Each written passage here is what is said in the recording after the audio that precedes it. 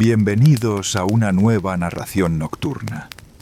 Esta noche exploraremos cómo era realmente la primera clase del Titanic. Ponte cómodo, respira profundo y déjate llevar. Antes de comenzar, me encantaría saber desde dónde me escuchas. Puedes contármelo en los comentarios. Capítulo 1. El umbral de un sueño flotante. Había un silencio particular en los muelles de Southampton aquella mañana del 10 de abril de 1912. No era el silencio de la ausencia, sino el silencio que precede a lo extraordinario. Un silencio denso, cargado de expectación, como el que envuelve a una catedral antes de que el órgano comience a sonar. El cielo inglés se mantenía gris, con esa tonalidad plateada tan característica de la primavera temprana en las islas británicas. Las gaviotas trazaban círculos perezosos sobre el agua oscura del puerto, y el viento traía consigo el aroma inconfundible del mar, mezclado con el olor metálico del carbón y el aceite de las máquinas. Pero todo eso quedaba en segundo plano cuando la mirada se posaba sobre aquella estructura colosal que dominaba el horizonte portuario. El RMS Titanic. Incluso su nombre parecía resonar con un peso diferente, como si las letras mismas estuvieran forjadas en bronce y no simplemente escritas. 269 metros de longitud, 28 metros de anchura, 46.000 toneladas de acero, madera, cristal y ambición humana flotando sobre las aguas como si desafiaran a la gravedad misma.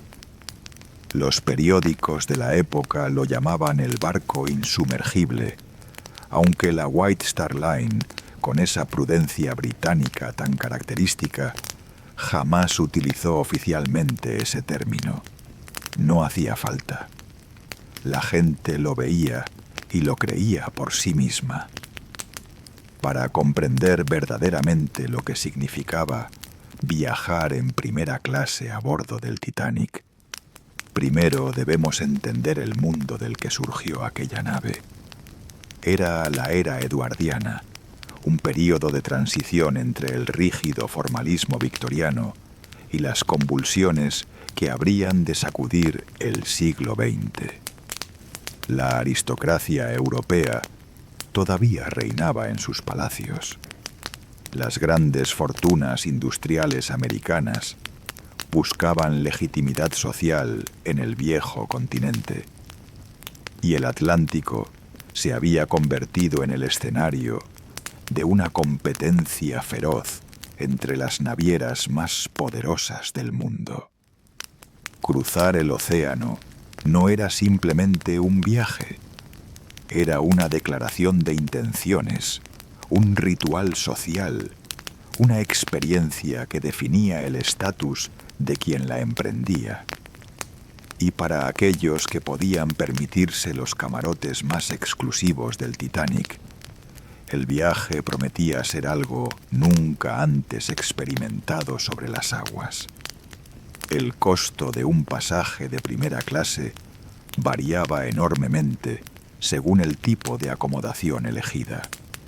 Un camarote estándar en primera clase podía costar alrededor de 30 libras esterlinas, el equivalente aproximado a $4.300 actuales. Pero aquellos que deseaban lo mejor de lo mejor, las suites de lujo con salón privado y cubiertas particulares, debían desembolsar hasta 870 libras, una suma que en dinero de hoy superaría los $130.000. ¿Quiénes eran las personas dispuestas a pagar tales cantidades? La lista de pasajeros de primera clase del Titanic leía como un directorio de la élite transatlántica de principios de siglo. Estaban los Astor, los Guggenheim, los Widener, los Strauss, nombres que resonaban en los salones de Nueva York, en los clubes de Londres, en los círculos financieros de ambos continentes.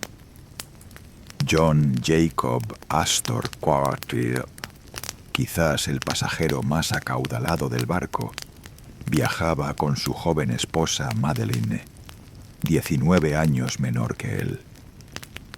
Su fortuna se estimaba en unos 87 millones de dólares de la época, lo que hoy equivaldría a más de 2.000 millones.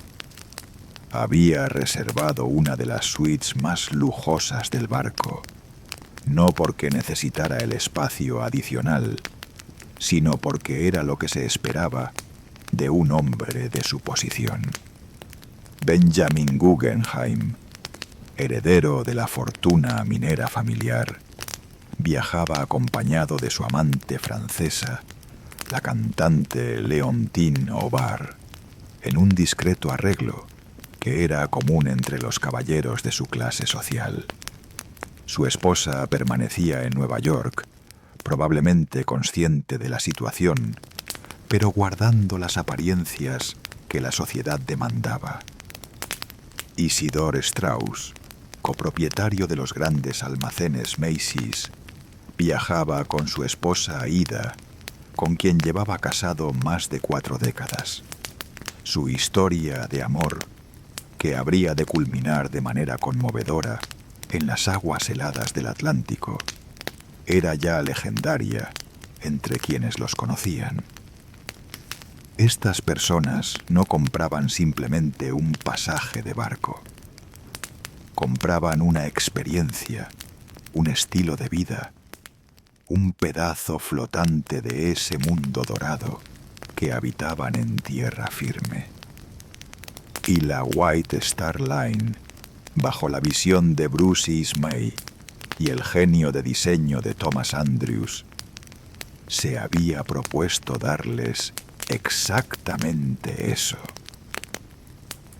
Capítulo 2. Atravesando la gran escalera. Si existía un corazón simbólico en la primera clase del Titanic, ese lugar era sin duda la gran escalera.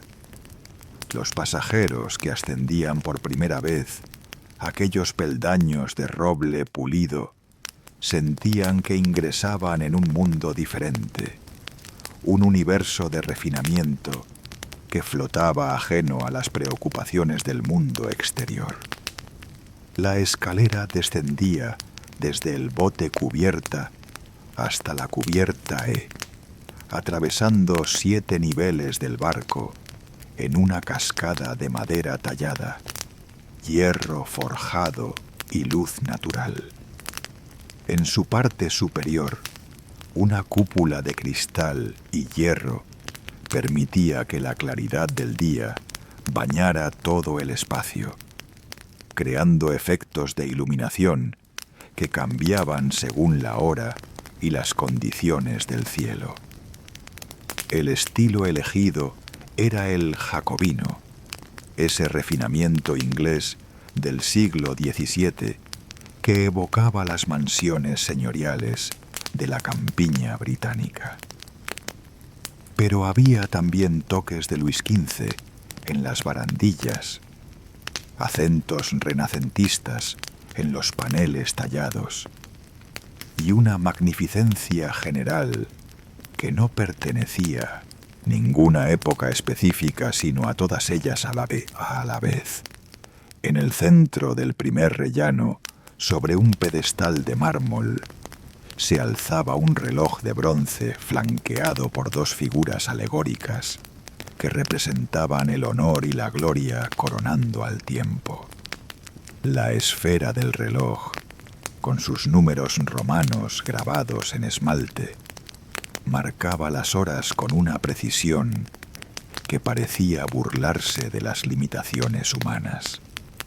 Nadie que subiera o bajara por aquella escalera podía evitar levantar la vista hacia aquella pieza, como si el tiempo mismo vigilara cada paso de los pasajeros.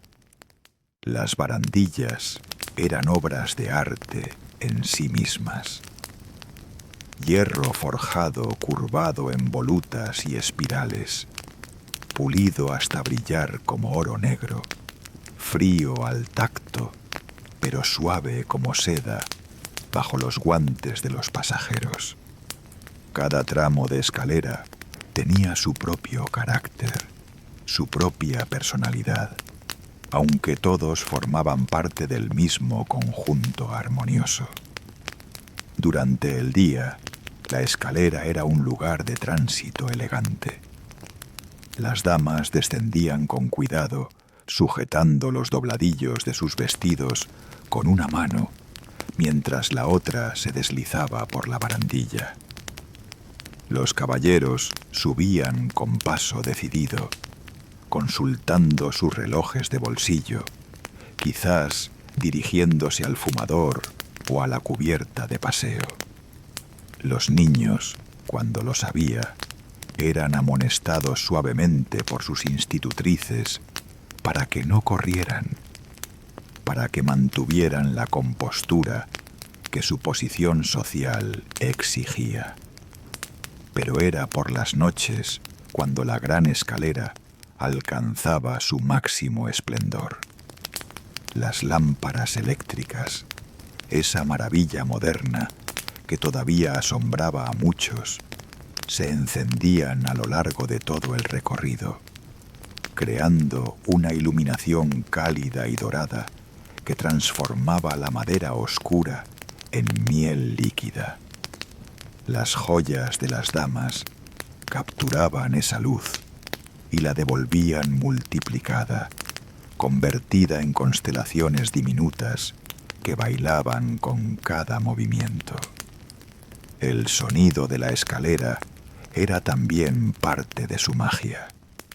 El roce de las sedas y los satenes contra los peldaños. El murmullo de las conversaciones que subían y bajaban como mareas. El ocasional tintineo de una pulsera o el golpe suave de un bastón contra la madera. Y por debajo de todo, el ronroneo constante de los motores del barco, tan profundo y continuo que terminaba por fundirse con el silencio. Thomas Andrews, el arquitecto naval que había diseñado el Titanic, era visto frecuentemente en la escalera durante el viaje inaugural. Llevaba consigo un pequeño cuaderno donde anotaba observaciones, mejoras posibles, pequeños defectos que solo su ojo entrenado podía detectar. Los pasajeros lo saludaban con respeto, quizás sin saber que estaban ante el hombre responsable de cada detalle que los rodeaba. La escalera era también un escenario social de primer orden. Allí se producían los encuentros fortuitos que en tierra firme habrían requerido elaboradas presentaciones formales.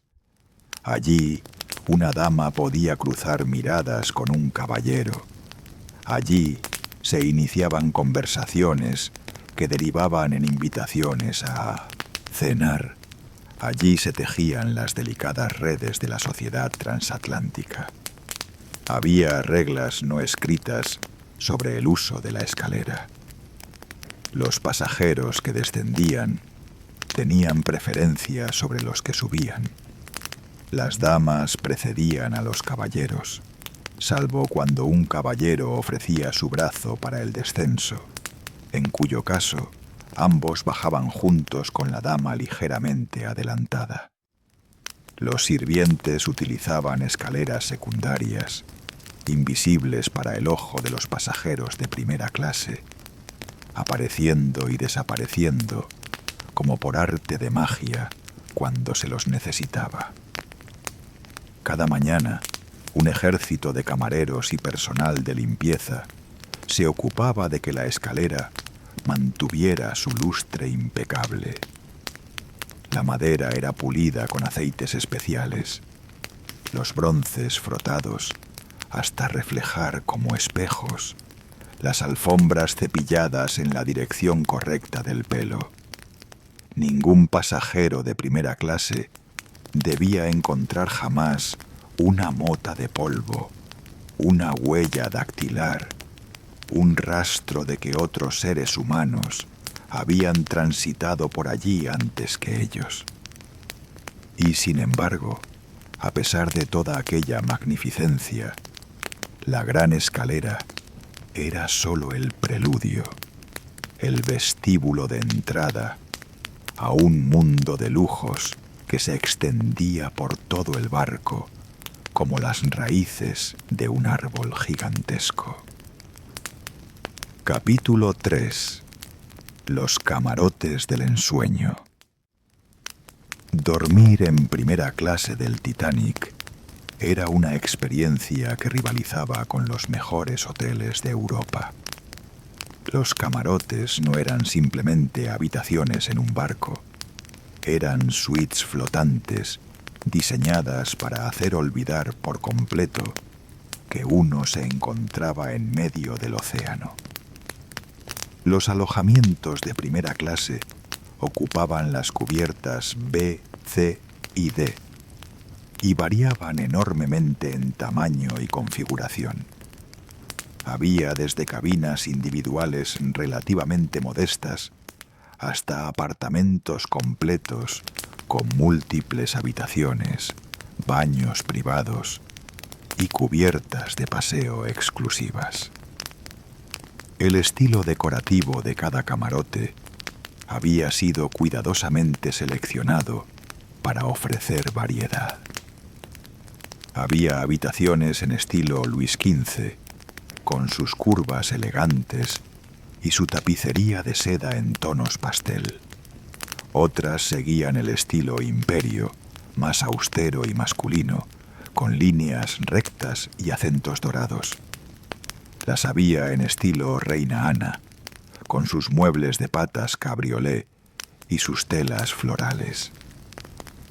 Y para aquellos de gustos más modernos, había opciones en estilo moderno, que anticipaban las líneas limpias del Art Deco que habría de florecer en las décadas siguientes. Las camas eran piezas monumentales de confort.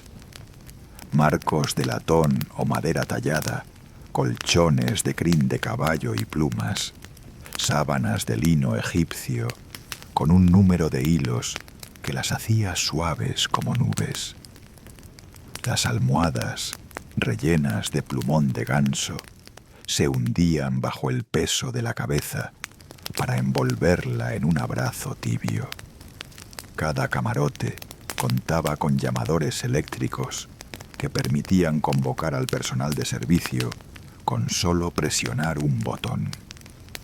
Un camarero asignado específicamente a cada pasajero o familia respondía a estas llamadas con prontitud, apareciendo en la puerta en cuestión de minutos, dispuesto a satisfacer cualquier necesidad. Los armarios roperos eran lo suficientemente amplios para contener los extensos guardarropas que los pasajeros de primera clase traían consigo. Las damas de la época viajaban con docenas de vestidos, cada uno apropiado para una ocasión diferente. Vestidos de día, vestidos de tarde, vestidos de noche, trajes de paseo, conjuntos para el té, atuendos para la cubierta. Cada momento del día requería un cambio de vestuario y los camarotes debían poder acomodar toda esa indumentaria. Los baños privados eran un lujo que no todos los camarotes de primera clase incluían, pero aquellos que los tenían disfrutaban de instalaciones que rivalizaban con las mejores residencias de tierra firme. bañeras de porcelana con grifería de latón pulido, agua caliente disponible a cualquier hora del día o la noche, toallas mullidas calentadas en radiadores especiales.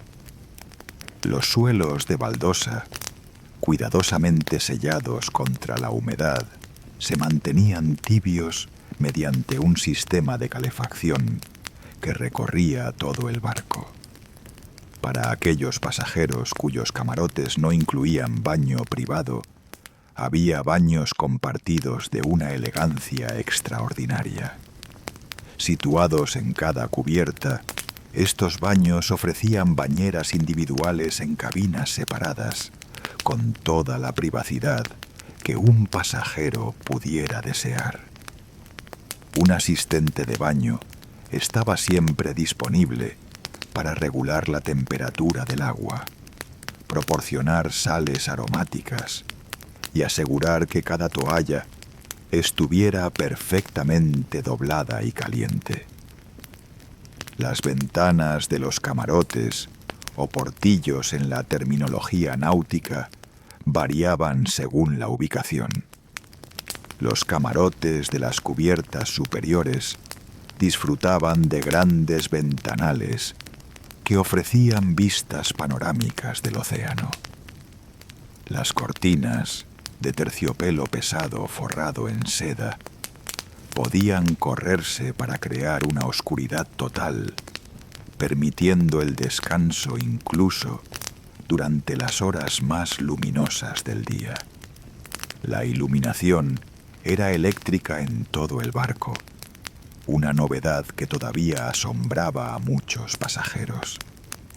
Lámparas de mesa con pantallas de cristal tintado, apliques de pared con brazos de bronce, y en algunos camarotes, pequeñas arañas de cristal que colgaban del techo como joyas diminutas. Cada luz podía controlarse individualmente, permitiendo crear ambientes de diferente intensidad según la hora y el estado de ánimo. Las suites más lujosas del Titanic eran verdaderas mansiones flotantes. La suite millonaria, situada en la cubierta B, constaba de 2 dormitorios, un salón privado, un baño completo y una cubierta de paseo exclusiva protegida del viento. Los muebles habían sido fabricados específicamente para esas habitaciones, cada pieza única e irreemplazable. Las paredes estaban revestidas de paneles de madera tallada, y las chimeneas, aunque puramente decorativas, añadían un toque de domesticidad que hacía olvidar por completo la naturaleza marina del entorno. Bruce Ismay, el presidente de la White Star Line, ocupaba una de estas suites durante el viaje. También lo hacían los Astor, cuya riqueza les permitía exigir lo mejor de lo mejor. El precio de estas acomodaciones era astronómico, pero para quienes podían pagarlo, el dinero era solo un detalle menor en el gran esquema de sus vidas.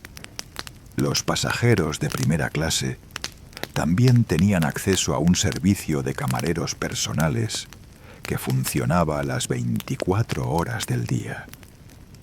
Estos profesionales, entrenados en los mejores hoteles de Europa, conocían las preferencias individuales de cada pasajero y se anticipaban a sus necesidades antes de que fueran expresadas.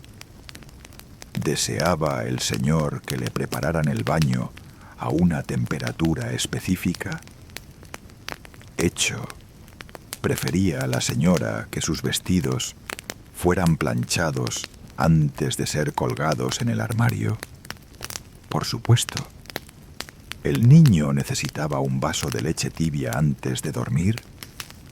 Ya estaba en camino. Esta atención al detalle, esta dedicación absoluta al bienestar del pasajero, era lo que distinguía verdaderamente la experiencia de primera clase. No se trataba solo de los muebles o las decoraciones, sino de la sensación de ser el centro de un universo de servicio y atención. Capítulo 4. El ritual de la mesa. Si los camarotes eran el refugio privado de los pasajeros de primera clase, los comedores eran el escenario donde la vida social alcanzaba su máxima expresión. Y entre todos los espacios gastronómicos del Titanic, el gran comedor era sin duda el más impresionante. Situado en la cubierta D, el comedor se extendía a lo largo de toda la anchura del barco, más de 30 metros de elegancia ininterrumpida. Las paredes estaban revestidas de paneles de roble jacobino, con molduras doradas que enmarcaban espejos y apliques de luz. El techo, decorado con relieves de estuco en tonos crema y oro, se elevaba a una altura que parecía imposible para un espacio interior de un barco. Las mesas, cubiertas con manteles de lino blanco inmaculado, podían acomodar desde 2 hasta 12 comensales. Cada puesto estaba equipado con un arsenal de cubiertos de plata que habría intimidado a cualquiera que no estuviera familiarizado con las complejidades de la etiqueta de mesa victoriana. Cuchillos para el pescado, diferentes de los cuchillos para la carne. Tenedores para ostras, distintos de los tenedores para ensalada. Cucharas para sopa, cucharas para postre, cucharas para café. Cada utensilio tenía su propósito específico, su momento exacto de uso, y los pasajeros de primera clase sabían manejarlos todos con la naturalidad de quien ha crecido rodeado de tales refinamientos. Las copas eran igualmente especializadas. Copa para agua, copa para vino blanco, copa para vino tinto, copa para champán, copa para jerez, copa para oporto, cristal fino de Waterford o Baccarat, tan delgado que la luz pasaba a través de él como a través de agua solidificada. El menú del Titanic era una obra maestra de la gastronomía de principios de siglo. Los chefs a bordo, reclutados de los mejores restaurantes de Londres y París, preparaban platos que rivalizaban con cualquier establecimiento de tierra firme. Una cena típica de primera clase podía consistir en 10 o más platos, cada uno más elaborado que el anterior. Comenzaba quizás con ostras en su concha, servidas sobre hielo picado y acompañadas de mignonette de chalota y vinagre de champán. Seguía una crema de cebada, servida en tazones de porcelana con asas doradas, humeante y reconfortante. El pescado podía ser salmón pochado con salsa muselín, o lenguado meunier con mantequilla dorada y alcaparras. La carne ofrecía opciones que incluían filet mignon con foie gras, cordero asado con salsa de menta, o pato a la naranja con su piel crujiente y brillante. Entre platos se servían sorbetes de limón o champán, destinados a limpiar el paladar y prepararlo para los sabores que vendrían a continuación. Estos intermedios eran también un momento de descanso, una pausa en el maratón gastronómico que permitía a los comensales conversar, observar a los demás, ser vistos. Los vegetales eran tratados con el mismo cuidado que las carnes y pescados.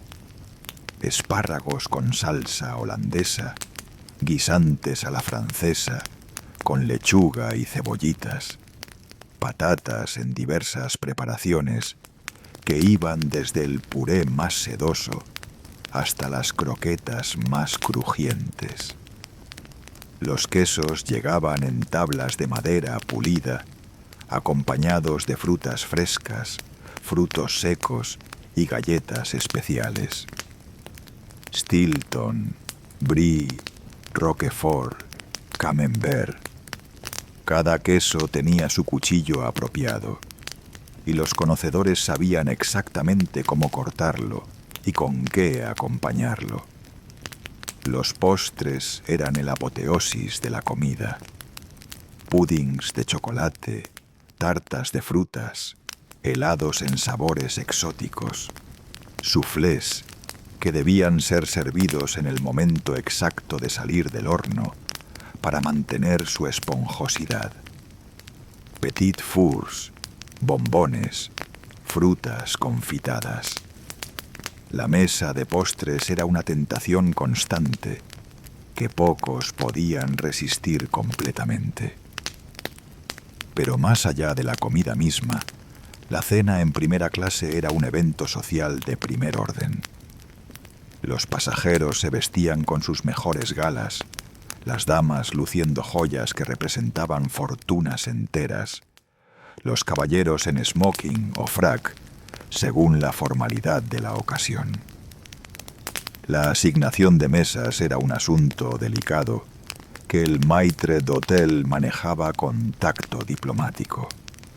Colocar a las personas correctas juntas podía resultar en conversaciones memorables y amistades duraderas. Colocarlas incorrectamente podía generar incomodidades, tensiones, incluso enemistades. El café parisien, una adición exclusiva del Titanic que no existía en su barco gemelo Olympic, ofrecía una alternativa más informal al gran comedor. Decorado como un café de los boulevards parisinos, con plantas trepadoras en espalderas de madera y mesas de hierro forjado, era el lugar preferido de los pasajeros más jóvenes y de aquellos con gustos más modernos. El restaurante à la carte, también conocido como el restaurante Ritz por su operador, Luigi Gatti, era otra opción para los pasajeros de primera clase. Aquí, la comida se pagaba por separado. No estaba incluida en el precio del pasaje, lo que creaba un nivel adicional de exclusividad.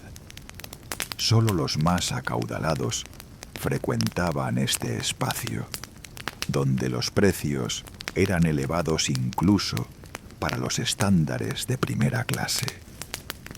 Las comidas seguían un horario estricto que estructuraba el día de los pasajeros. El desayuno se servía entre las 8 y las 10 de la mañana, ofreciendo desde platos ingleses tradicionales como huevos, tocino y riñones, hasta opciones más ligeras como frutas y bollería.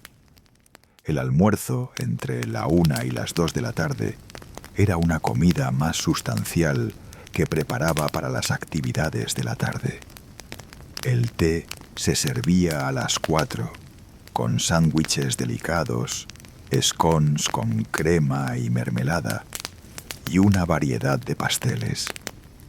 La cena, el evento principal del día, comenzaba a las 7 y podía extenderse hasta bien entrada la noche.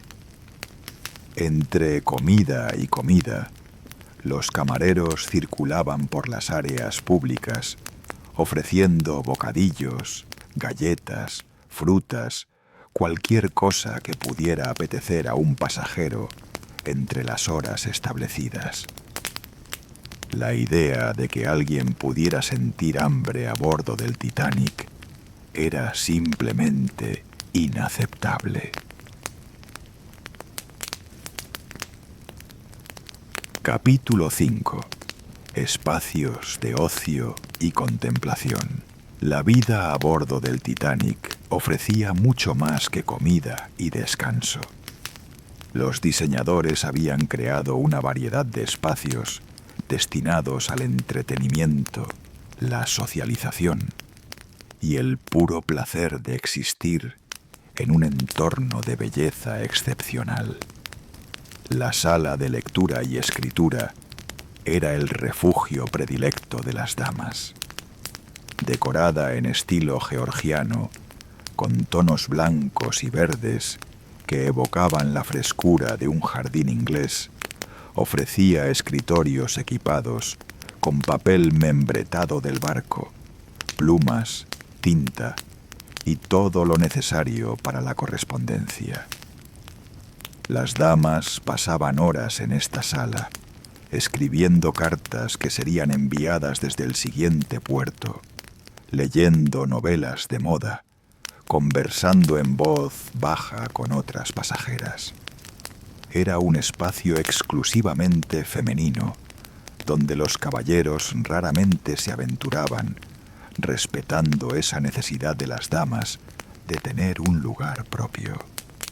La biblioteca contigua ofrecía una selección de libros que abarcaba desde los clásicos de la literatura inglesa hasta las novelas más recientes. Los volúmenes, encuadernados en cuero con letras doradas, estaban organizados en estanterías de caoba que cubrían las paredes. Sillones de cuero invitaban a la lectura prolongada, y lámparas de mesa proporcionaban la iluminación necesaria para los ojos cansados. Para los caballeros, el fumador de primera clase era el equivalente de la sala de lectura. Situado en la cubierta A, este espacio estaba decorado en estilo georgiano, con paneles de caoba incrustados de madreperla. Las ventanas emplomadas filtraban la luz del día creando patrones complejos sobre las mesas de juego. Aquí los hombres podían retirarse después de la cena para fumar sus puros habanos, beber coñac o whisky y participar en partidas de cartas que a veces se prolongaban hasta altas horas de la madrugada. El póker era popular, como lo era el bridge, y las apuestas podían alcanzar sumas considerables, aunque la etiqueta exigía que se trataran con discreción. Las paredes del fumador estaban adornadas con pinturas de tema náutico, escenas de puertos y barcos que recordaban a los ocupantes, quizás innecesariamente, que se encontraban en el mar. El mobiliario era pesado, masculino, diseñado para acomodar cuerpos que pasaban horas sentados conversando, bebiendo, contemplando el humo que se elevaba de sus cigarros. El café Verandá, situado en la popa, ofrecía una experiencia diferente. Con sus grandes ventanales que miraban hacia el océano, sus plantas en macetas y sus mesas de mimbre, evocaba la terraza de un hotel de la Riviera. Era un lugar preferido para tomar el té de la tarde, observando cómo la estela del barco se perdía en la inmensidad del mar. La cubierta de paseo de primera clase era otro espacio esencial de la vida social.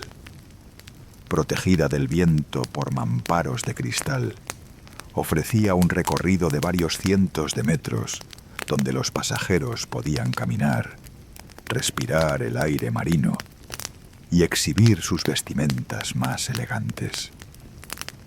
Cada mañana, los pasajeros más disciplinados realizaban sus paseos constitucionales, dando vueltas a la cubierta con paso regular, saludando a otros paseantes, deteniéndose ocasionalmente para una conversación breve. Era un ritual de salud y socialización combinados, una oportunidad para ver y ser visto en un entorno menos formal que el comedor o los salones. Las tumbonas de cubierta, con sus mantas de lana escocesa y sus almohadones, ofrecían un lugar de reposo para quienes preferían la contemplación a la actividad. Sentados o reclinados en estos asientos, los pasajeros podían pasar horas observando el mar, leyendo o simplemente dejando vagar sus pensamientos al ritmo del movimiento del barco. Para los pasajeros más activos, el Titanic ofrecía instalaciones deportivas sin precedentes en un buque de pasajeros. El gimnasio, equipado con los aparatos más modernos de la época, incluía bicicletas estáticas, una máquina de remo, un caballo mecánico que simulaba el movimiento de montar y un camello mecánico para ejercicios similares. Thomas Macaulay, el instructor del gimnasio, guiaba a los pasajeros en el uso correcto de cada aparato, recomendando rutinas de ejercicio apropiadas para diferentes edades y condiciones físicas.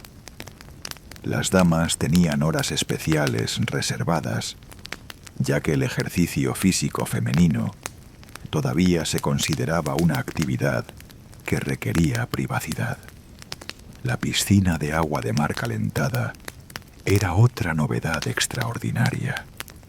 Situada en la cubierta F, ofrecía a los pasajeros la posibilidad de nadar en un entorno controlado, protegido de las inclemencias del clima exterior. El agua se mantenía a una temperatura agradable y los vestuarios proporcionaban toda la privacidad necesaria. Los baños turcos, inspirados en las termas del Imperio Otomano, ofrecían una experiencia de relajación que pocos barcos podían igualar. Salas calientes, salas de vapor, salas de enfriamiento, todo decorado en estilo morisco, con azulejos elaborados y lámparas de bronce perforado. Masajistas profesionales estaban disponibles para quienes desearan completar la experiencia con un tratamiento corporal. La cancha de squash, situada en una de las cubiertas inferiores, permitía a los caballeros más atléticos mantener su forma física mediante este deporte vigoroso.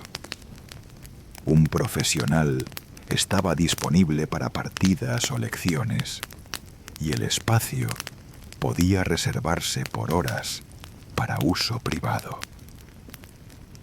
Capítulo 6. La música del océano. El sonido era una parte esencial de la experiencia de primera clase. Desde el murmullo de las conversaciones hasta la música que acompañaba a cada momento del día, el Titanic era un barco lleno de melodías. La orquesta del barco, bajo la dirección del violinista Wallace Hartley, estaba compuesta por 8 músicos de talento excepcional.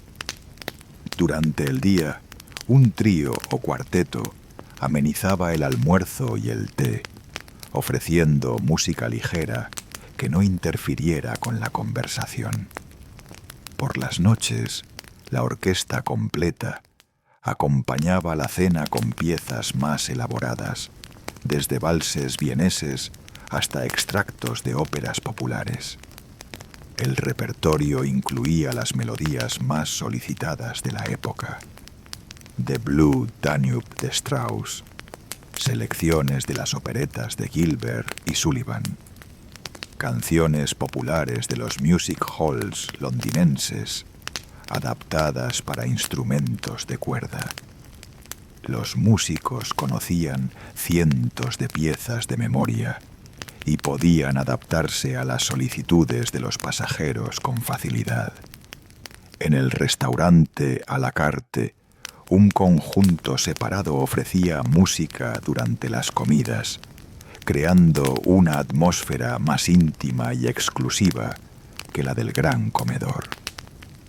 Estos músicos, contratados directamente por Luigi Gatti, tocaban un repertorio más cosmopolita, con influencias francesas e italianas que complementaban la naturaleza internacional del establecimiento.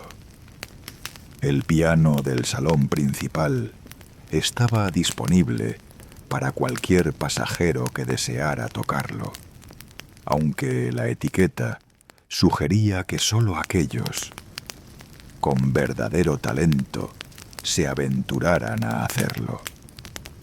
Ocasionalmente, algún músico aficionado entre los pasajeros ofrecía un pequeño recital improvisado, aplaudido cortésmente por los presentes, independientemente de la calidad de la interpretación. Las noches de gala incluían bailes en el salón principal, donde las parejas giraban al ritmo de valses y polcas, mientras los camareros circulaban con bandejas de champán. Estas ocasiones eran las más formales del viaje, requiriendo vestimenta de etiqueta absoluta y un comportamiento impecable. Los jóvenes solteros y solteras encontraban en estos bailes oportunidades para conocerse bajo la mirada atenta de sus chaperones. Un baile podía ser el inicio de un cortejo que culminaría en matrimonio, y más de una fortuna se unió a otra en los salones de los grandes transatlánticos de la época. Para aquellos que preferían la música religiosa, los servicios dominicales incluían himnos cantados por los pasajeros bajo la dirección del capitán Smith, quien, como comandante del barco, tenía autoridad para oficiar servicios religiosos en alta mar. Estos momentos de espiritualidad colectiva ofrecían un contrapunto a la vida de lujo y placer que caracterizaba el resto del viaje. Capítulo 7. El arte de vestir en alta mar. La moda a bordo del Titanic era un tema de importancia capital, especialmente para las damas de primera clase. El guardarropa necesario para un cruce del Atlántico era extenso, complejo y requería una planificación cuidadosa. Las damas viajaban con docenas de baúles, cada uno lleno de vestidos, sombreros, guantes, zapatos y accesorios para cada ocasión imaginable. Una dama elegante podía cambiarse de ropa hasta 6 veces al día, adaptando su atuendo a las actividades y horarios del barco. El vestido de mañana era relativamente sencillo, aunque nunca casual. Faldas largas hasta el suelo, blusas de encaje con cuellos altos, chaquetas cortas o cardigans para el frío de cubierta. Los colores tendían a ser claros, pasteles o blancos, apropiados para la luz del día. Para el almuerzo, el atuendo se volvía ligeramente más elaborado. Vestidos de día en sedas o lanas finas, sombreros más decorativos, guantes más elegantes. Las joyas seguían siendo discretas, perlas o pequeños broches, nada demasiado ostentoso para las horas diurnas. El té de la tarde requería otro cambio. Los vestidos de té, más fluidos y menos estructurados que la ropa de día, permitían cierta relajación mientras se mantenía la elegancia. Estos vestidos solían tener mangas amplias, cinturas menos ceñidas y colores más suaves. Pero era la cena donde la moda femenina alcanzaba su máxima expresión. Los vestidos de noche eran obras de arte textil, creados por las mejores casas de moda de París, Londres y Nueva York. Worth, Paquin, Doucet, Lucille. Los nombres de los diseñadores eran tan importantes como los vestidos mismos.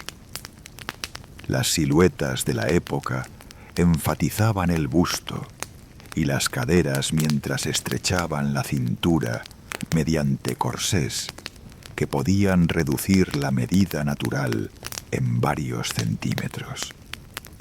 Las faldas caían hasta el suelo en cascadas de seda, satén o terciopelo, a menudo con colas que requería recoger elegantemente para caminar. Los escotes de noche podían ser más reveladores que los de día, mostrando hombros y parte del pecho, aunque siempre dentro de los límites de la decencia de la época. Los guantes largos, hasta el codo o más arriba, eran obligatorios y se fabricaban en cabritilla tan fina que se adaptaba a la mano como una segunda piel. Las joyas de noche eran espectaculares. Collares de diamantes que cubrían el cuello y descendían sobre el pecho. Tiaras que brillaban bajo las lámparas eléctricas. Pendientes que rozaban los hombros con cada movimiento de la cabeza. Muchas de estas piezas eran herencias familiares, joyas de la corona de dinastías industriales y financieras. Los caballeros tenían reglas igualmente estrictas, aunque menos variadas. El smoking o el frac eran obligatorios para la cena, con camisas de pechera almidonada, pajaritas o corbatas de lazo y zapatos de charol brillante. Durante el día, trajes de tweed o lana según la actividad, siempre con chaleco, siempre con corbata. Los sombreros eran esenciales para ambos sexos. Las damas no aparecían en cubierta sin sus elaborados sombreros decorados con plumas, flores, cintas y velos. Los caballeros llevaban bombines o sombreros de paja según la hora y la ocasión, retirándolos solo en interiores o en presencia de damas. El personal de servicio del Titanic incluía doncellas y valets disponibles para ayudar a los pasajeros con sus complicados atuendos. Abrochar los docenas de botones de un vestido de noche, ajustar un corsé a la tensión correcta, planchar una pechera de camisa hasta la rigidez perfecta. Estas tareas requerían manos expertas y ojos entrenados. Los baúles de los pasajeros más ricos llegaban al barco días antes de la partida, para dar tiempo al personal de desempacar y preparar los camarotes. Cada prenda era colgada o doblada según sus requisitos específicos, cada accesorio colocado donde pudiera encontrarse fácilmente cuando fuera necesario. Capítulo 8. Rituales cotidianos y pequeños placeres. La vida en primera clase del Titanic seguía ritmos establecidos, pero dentro de esa estructura había espacio para infinitos pequeños placeres que hacían del viaje una experiencia memorable. El despertar en un camarote de primera clase era un ritual en sí mismo. El camarero asignado conocía las preferencias de cada pasajero y actuaba en consecuencia. Algunos deseaban ser despertados a una hora específica con una taza de té o café. Otros preferían despertar naturalmente y llamar cuando estuvieran listos para recibir su desayuno. El servicio de habitaciones funcionaba con precisión suiza. Una bandeja de plata con la bebida caliente preferida, tostadas crujientes, mantequilla fresca, mermeladas caseras. El periódico del barco, impreso cada día con noticias recibidas por telégrafo, esperaba doblado junto a la taza. El baño matutino era otro momento de placer. El agua caliente, un lujo que muchos hogares de la época todavía no disfrutaban, fluía abundante de los grifos de latón. Sales de baño aromáticas, jabones finos, toallas mullidas, calentadas en los radiadores. Todo diseñado para comenzar el día con una sensación de bienestar absoluto. Después del desayuno, los pasajeros se dispersaban hacia sus actividades preferidas. Algunos caminaban por cubierta, respirando el aire salado del Atlántico. Otros se retiraban a los salones para leer, escribir o conversar. Los más sociables buscaban compañía para juegos de mesa o cartas. El correo era un tema de conversación frecuente. El Titanic transportaba miles de sacos de correspondencia y los pasajeros podían enviar cartas y telegramas desde el barco. La oficina de telégrafos, operada por los empleados de la Marconi Company, permitía comunicaciones casi instantáneas con tierra firme, una maravilla tecnológica que fascinaba a muchos. Las conversaciones en los salones cubrían todos los temas imaginables: negocios, política, arte, escándalos sociales, el estado del mercado bursátil, las últimas modas de París. Los pasajeros de primera clase eran personas informadas, educadas, con opiniones sobre todo, y la confianza para expresarlas. Las amistades se formaban rápidamente en el entorno cerrado del barco. Personas que nunca se habrían conocido en tierra firme descubrían intereses comunes, conexiones mutuas, simpatías inesperadas. Algunas de estas amistades perdurarían años después del viaje. Otras se desvanecerían en el momento del desembarco. Los niños de primera clase vivían una existencia paralela, supervisados por institutrices y niñeras que los mantenían ocupados y alejados de los espacios adultos. Había áreas designadas para el juego infantil y los niños mayores podían explorar ciertas zonas del barco bajo supervisión.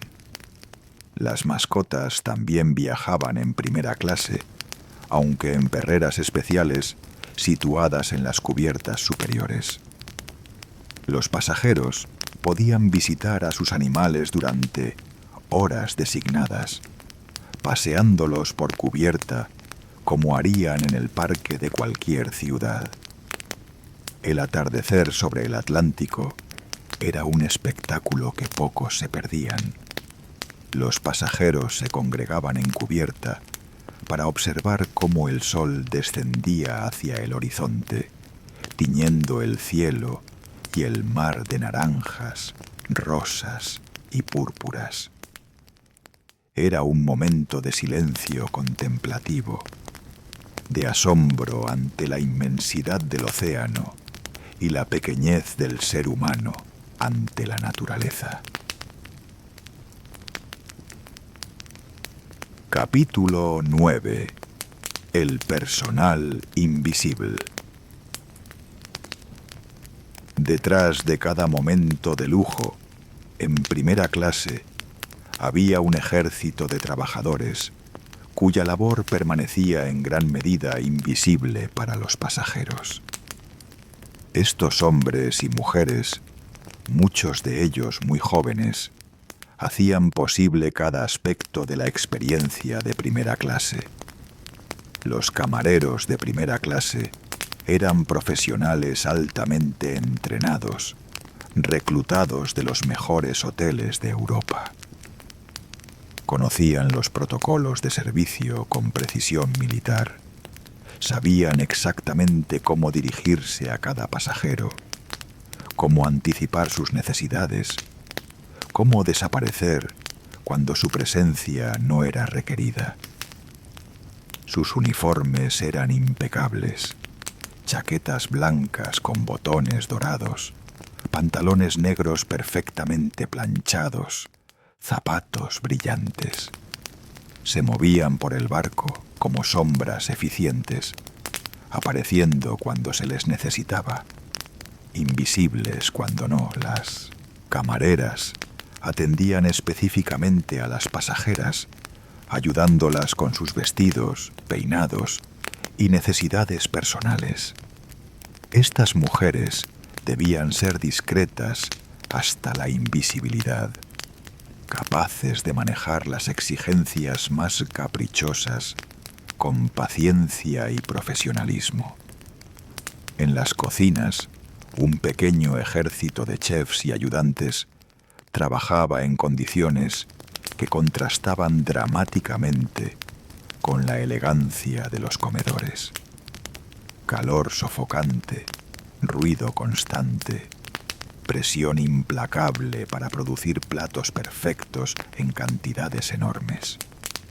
La cocina del Titanic podía preparar comidas para cientos de pasajeros simultáneamente, cada plato manteniendo los estándares de un restaurante de alta categoría. Los músicos de la orquesta tenían un estatus peculiar, ni pasajeros ni exactamente tripulación. Contratados a través de una agencia externa, carecían de muchos de los beneficios de la tripulación regular, pero trabajaban largas horas por salarios modestos.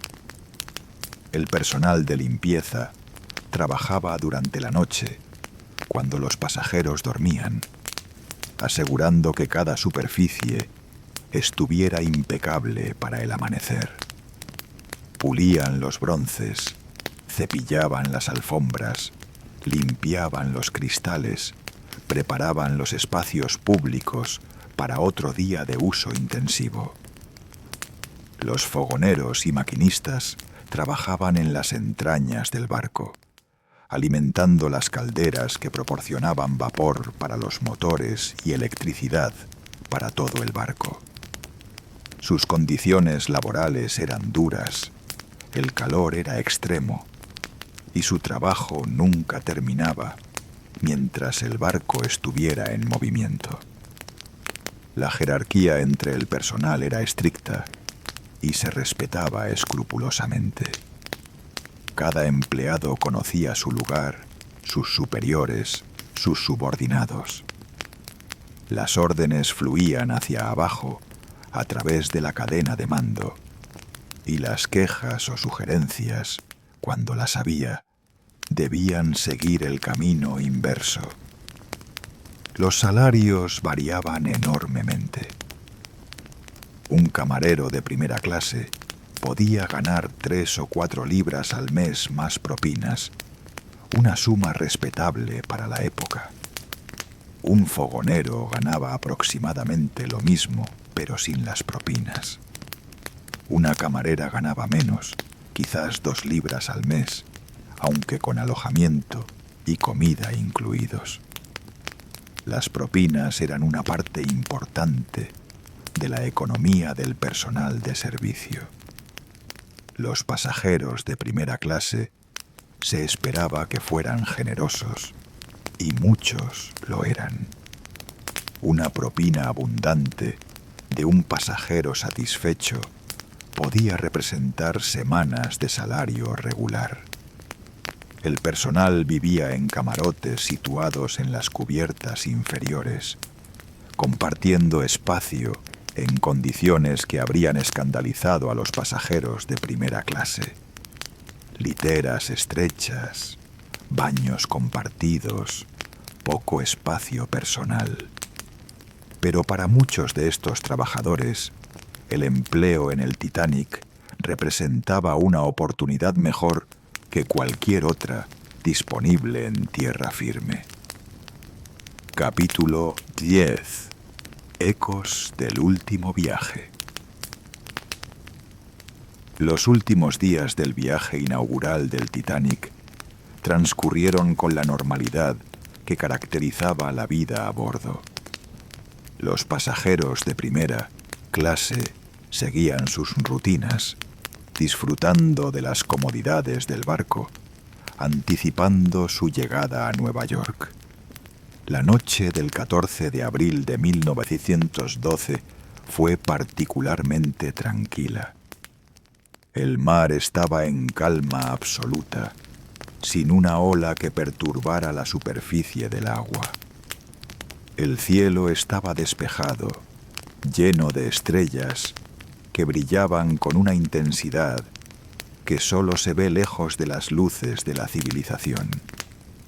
En el comedor, la cena había sido especialmente elaborada, un festín de 11 platos que incluía ostras, consomé, salmón, filete mignon con foie gras y una variedad de postres que habrían satisfecho al paladar más exigente. El champán había fluido libremente y el ambiente era de celebración contenida. Después de la cena, los pasajeros se habían dispersado hacia sus actividades nocturnas habituales.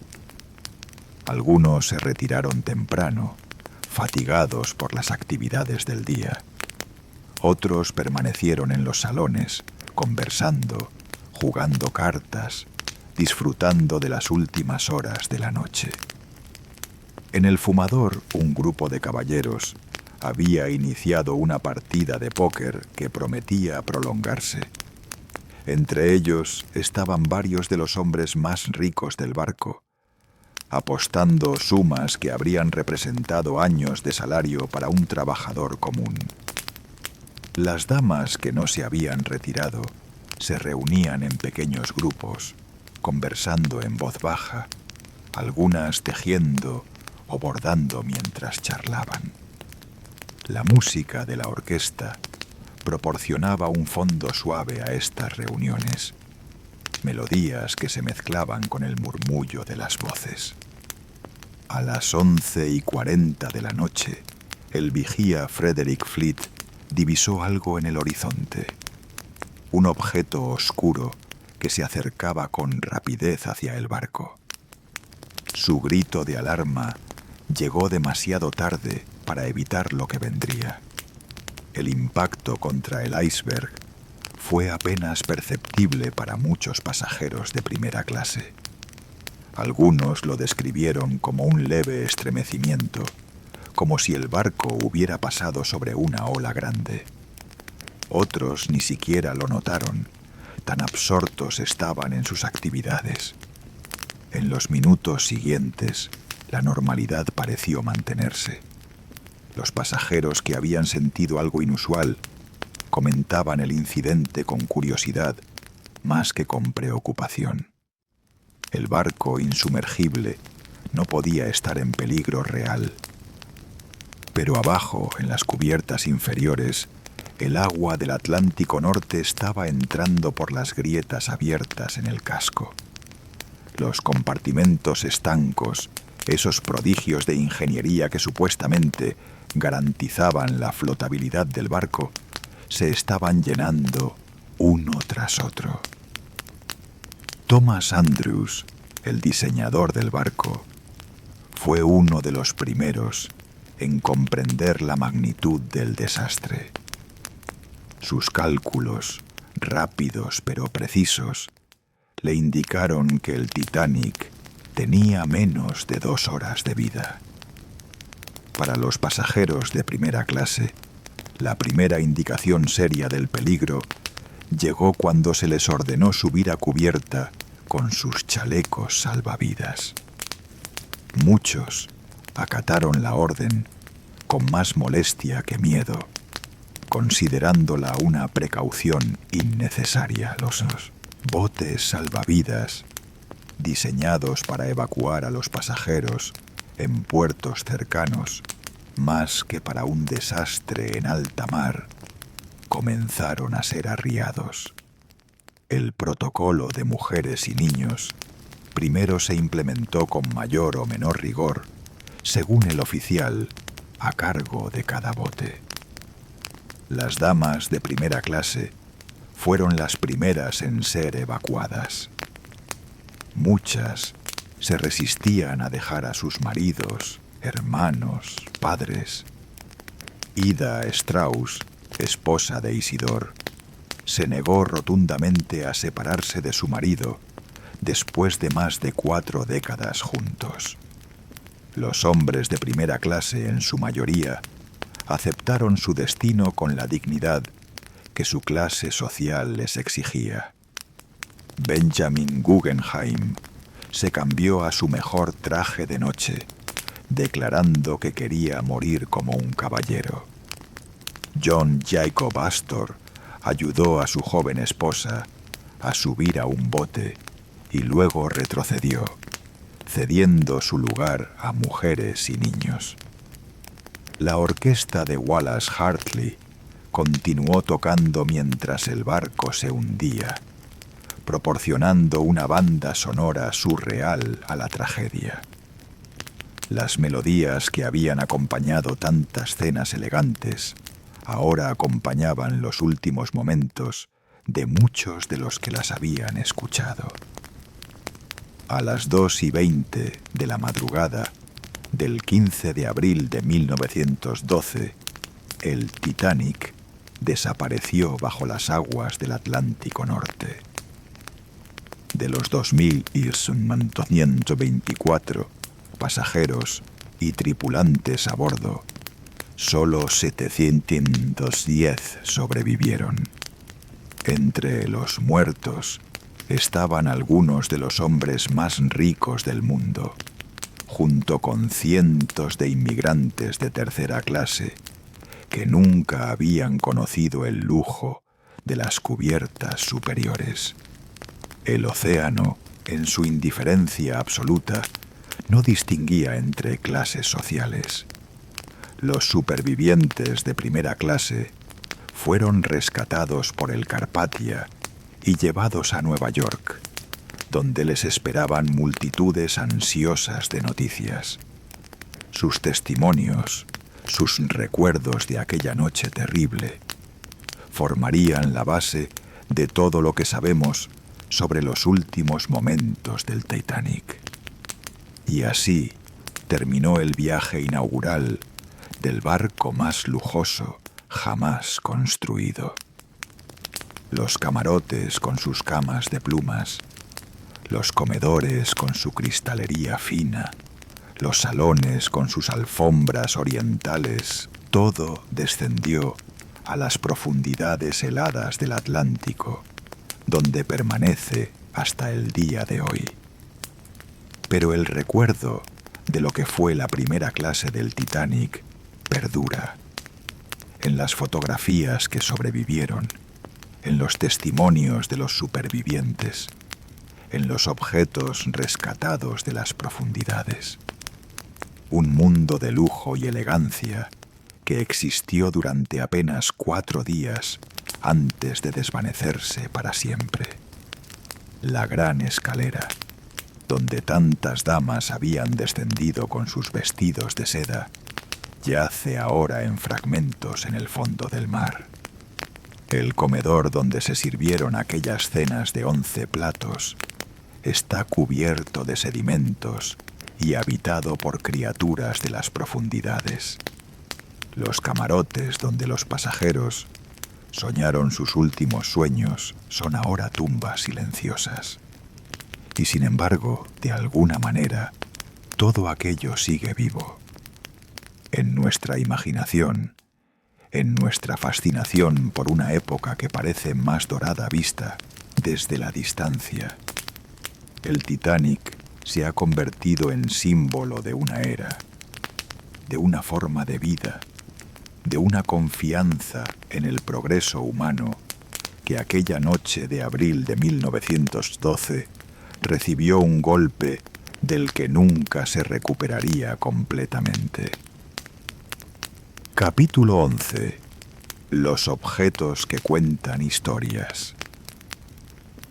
Entre los restos del Titanic, dispersos en el fondo del Atlántico, se encuentran innumerables objetos que una vez formaron parte de la vida cotidiana en primera clase.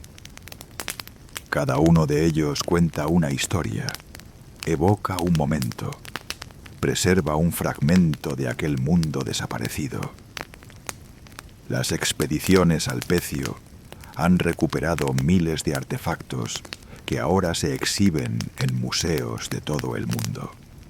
Platos de porcelana con el emblema de la White Star Line, cubiertos de plata que una vez sirvieron para cortar el filete miñón de pasajeros cuyos nombres conocemos. Copas de cristal que brillaron bajo las lámparas eléctricas del comedor, ahora opacas por más de un siglo bajo el agua. Los objetos personales son quizás los más conmovedores. Joyas que pertenecieron a damas cuyos nombres aparecen en la lista de víctimas. Relojes de bolsillo detenidos para siempre en el momento del hundimiento. Maletas de cuero que contienen ropa cuidadosamente doblada, preparada para una llegada a Nueva York que nunca se produjo. Las cartas recuperadas, algunas todavía legibles después de décadas bajo el mar, revelan las preocupaciones y alegrías de pasajeros que no sabían que les quedaban solo días de vida. Correspondencia de negocios, notas de amor, mensajes a familiares esperando en América. Palabras escritas con la certeza de que serían leídas, ahora preservadas como testimonios de vidas interrumpidas. Los menús del Titanic, algunos de los cuales fueron guardados como recuerdos por pasajeros que sobrevivieron, nos permiten recrear exactamente lo que se servía en aquellos comedores de ensueño. Cada plato listado, cada vino recomendado, cada postre ofrecido, es una ventana a la gastronomía de una era.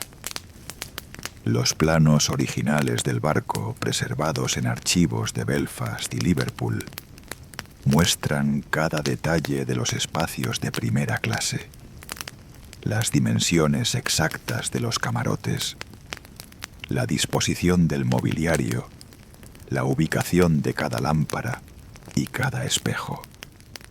Estos documentos permiten reconstruir mentalmente espacios que ya no existen físicamente.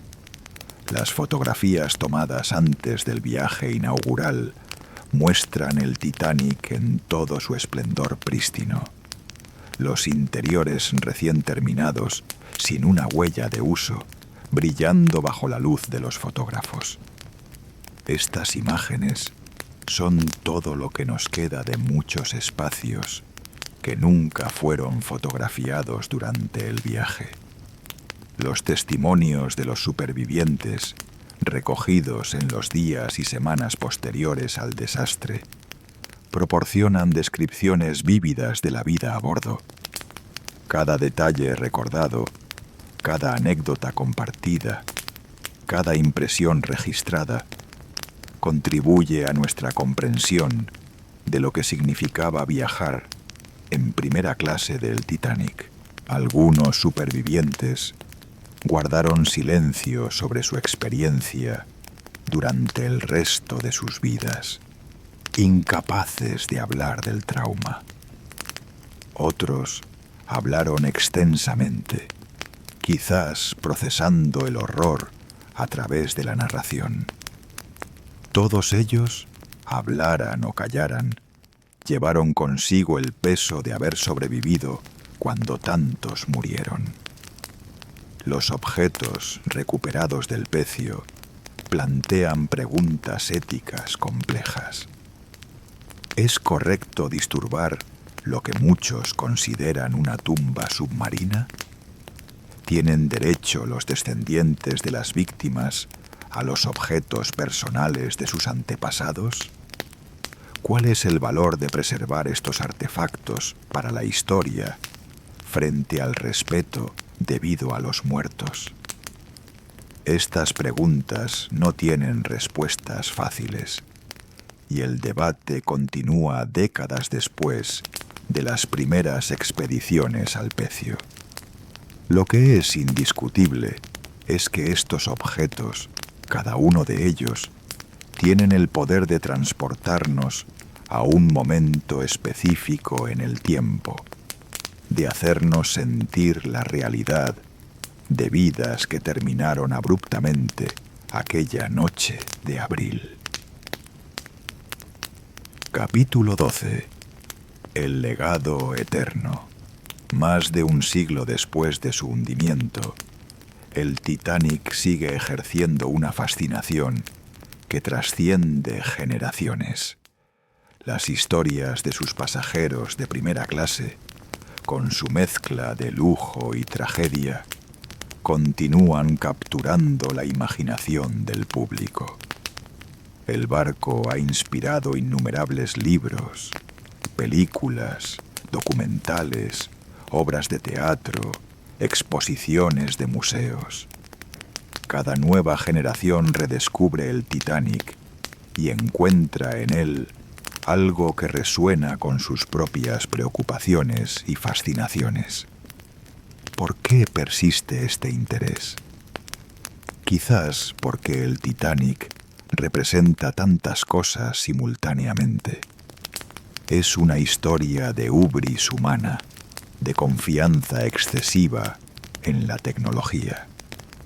Es una historia de heroísmo y cobardía, de decisiones tomadas en momentos extremos.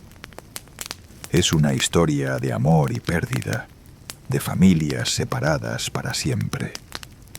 Para aquellos fascinados por la historia social, el Titanic ofrece una cápsula de tiempo de la era eduardiana.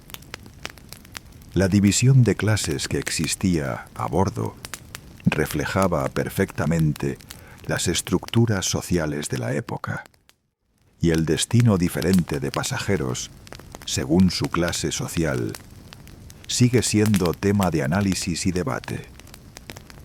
Para los ingenieros y técnicos, el Titanic representa tanto un logro extraordinario como un fracaso catastrófico.